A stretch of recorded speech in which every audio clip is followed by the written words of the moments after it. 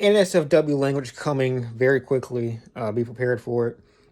I'm going to give you my first few unrealistic demands that I think any head coach should make if they're coming into Auburn University after the firing of Brian.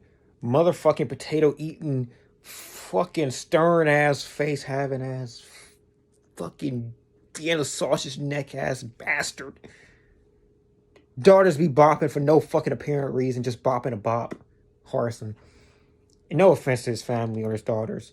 I think his daughters probably conventionally very attractive. His wife, I don't know about that. Now I think there's two routes to go here. You have the every ethnicity of head coach that we'll be considering, and you have the one head coach we'll be considering that does not share the same ethnicity. But both share most of the same kind of, let's say, route trees. Number one, Bonus. He's got 1 year left. You got to get Bonus. Just maybe not for him, but get that Heisman. He's gonna get. I personally believe this isn't even realistic. I think Bonus will get the Heisman. I think you just need one bad Hendon Hooker game. Which, if people, my homeboy was talking about this when I was at work. If you go into Georgia and have a shitty Georgia game from Hendon Hooker, then they're equal in the shared game, and then you just have the Bama game for Hendon Hooker that may offset that to some degree, but you have Bonus can still stat pad against a top 12 Utah, a top 24 Oregon State, a top 30 or 40 Washington, and he has multiple elite performances outside of that against ranked teams. If you're looking at resume, I mean, he's going to have more ranked wins than CJ Stroud, I would think. Stroud should have like Penn State, maybe Michigan. Then where do you go from there? I'm not sure. To me, I think if Stroud's a shitty Michigan game, that should be it. You can contest that he hasn't had Nick Jigba almost the entire season. I don't think he's had Fleming for stretches of the season. That's all fine. I don't give a fuck. If they suck against Michigan, that should eliminate him from the period. That should just be it. To me, I think if Michigan beats the shot of Stroud and then Hendon Hooker has a bad Georgia game, I think Nitz should slide in if his stat padding continues the way it's been going. Probably still one of those two might still win it even with that being the case. But we're talking like 11 to 12 straight wins. He can also, before the Heisman is announced, he can still shit on USC. Let's say he drops a fucking 50 to 49 win against USC. Caleb Williams puts like 40 out of 55, 500 yards passing, and then Nitz outdoes him. Caleb Williams is probably the best prospect in college football right now, outside of maybe Young, maybe. I'm just saying, dude. So yeah, if I'm I got enough clout to get Nitz's ear and have him at least listen, I'm gonna try to recruit Bo Nitz. Number two, I'm gonna reemploy Cadillac Williams to try to get Tank Bigsby to come back. He has 1 more year. He may even be less of a chance to come back than Bo Nitz would be. But if you can say, hey, I got my recruiting druthers, I got my talent, I got the ability to recruit, I have the ability to develop a little bit with who I recruit. There's not much talent left in this class. I'm gonna keep it a buck with you. That's gonna be tough, especially in offensive line regards. But you just tell them, hey, I have a transfer portal at that too. It's me, bro. I'm insert transfer portal guru Lane Kiffin, or I'm recruiting ace Deion Sanders, or I'm Hugh Freeze. I can just kind of scheme around that. Those are all potential pitches that you can throw to Tank Bigsby. I don't know why the fuck he'd come back, but and if you're Deion Sanders, speaking of him, swag. This is exclusive to Deion Sanders. No, I don't think any of the candidates we have that I've seen have swag. I think Mark Stoops has swag. I don't think fucking Matt fucking Rule. I've never heard of lotion in my entire life. Rule has swag. Anyway, Matt Rule shouldn't be on. If you have Matt Rule on your list, fuck you. All right, if you have him on your list, I'm being dead ass. You should stop being an Auburn fan. That motherfucker is going to come here and then pretend for another couple of years he gives a fuck about Cam Newton. That motherfucker got Cam out of there the first time he got a chance to get that motherfucker out of there. And he did again the next year. I mean, they didn't even have a competent backup. They just had PJ Walker, who we still thought was a fucking meme up until last week. I'm like, bro, what the fuck? You could have had Cam's like a fucking third string? I don't know. PJ fucking Walker. So yeah, Matt Rule, you're fucking you gotta go to like be a UAB fan or a Sanford fan or some shit. That's just not acceptable. Um, our boy Deion Sanders. Deion has to bring off the field intangibles to make up for the lack of resumes that, and that's a fair. If you think that the gap in resume experience between like a Kiffin or a Freeze to Deion is that pertinent, that's fair. I'm not decrying that, but I will say that like there's intangibles I think Deion can bring that make up some of that value. That say like Lane Kiffin has in transfer portal. I think some of what Deion can bring in terms of just instant impact with the figure that he is, I think that has value in of itself and merit that will I think lead to tangible recruiting results. Even if the wins don't immediately follow suit.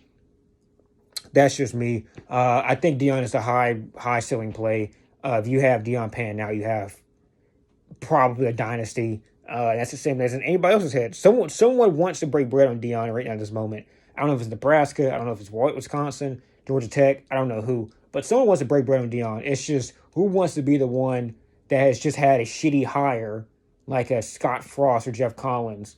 And then who wants to be the guy that says, hey, after that, I'm going to take the high ceiling, potentially low floor play here and potentially risk setting back another couple of years. I don't know if Auburn is in the case to do that, but I do know that Auburn needs a generational hire. Auburn does not need a guy that gets them to 10-2. That doesn't change what I think is the threat of Texas and Oklahoma. Oklahoma's figuring out recruiting. Texas has figured out recruiting and is figuring out development of said recruits. And has Ewers and Manning potentially as a fucking dynasty, which I don't think both will ever be on the Texas roster at the same time, but it's a potential. You don't need 10-2 with the current SEC. You need like 10-2, but like maybe you lost like 1 point to Georgia, 1 point to Alabama. Like you're now out recruiting one of those two. That's what you need. You don't need 10-2, but like got the shit kicked out of you. Like basically like Arkansas in 2011. You just got the fucking shit out of you by LSU and Alabama. Not even close to them. That doesn't be where you're at. You need to be like comfortably in the same trajectory as LSU, Alabama, or Georgia, maybe more so than Alabama. Alabama's a finished product at this point, pretty much. They are what they are at. But LSU, you need to be ahead of them in trajectory. You need to be closer to Georgia than LSU, which is very difficult with where Georgia's at in their process. They're already like year 5 or year 6 of Kirby. But that's just that needs to be where you're at. You know, you need to basically skip steps. You need to be able to catch up quicker than seems feasibly possible. And I think some of Deion's swag, some of his knowledge of the intangibles that you need to build a program that Saban knew. Saban knew of some of the shit of the field you need to be able to accomplish to say I have a leading program. Deion has some of that in him from what I can tell. What else? And he just knows kind of like, you know, how to fuck dudes up. Dudes that are his peers. Ian Fitz, he knows how to make his program successful, even at the behest of other programs. If other programs fail because of what he does, which is basically what Kirby has been doing as a program leader, he does not give a shit about the rest of his rivals and contemporaries. He wants to have Georgia succeed. It's the same that Deion can do. My closing one, I just heard of this a couple earlier today. Apparently, there's a potential that Under Armour might not. Let's just say Under Armour is the only team or brand that's interested in Auburn as far as manufacturing apparel goes.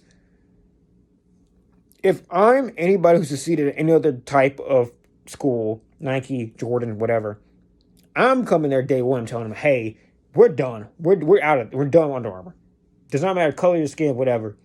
You should know at this point that Under Armour is a declining product in football and a dead program and dead application in other sports. They are out of here.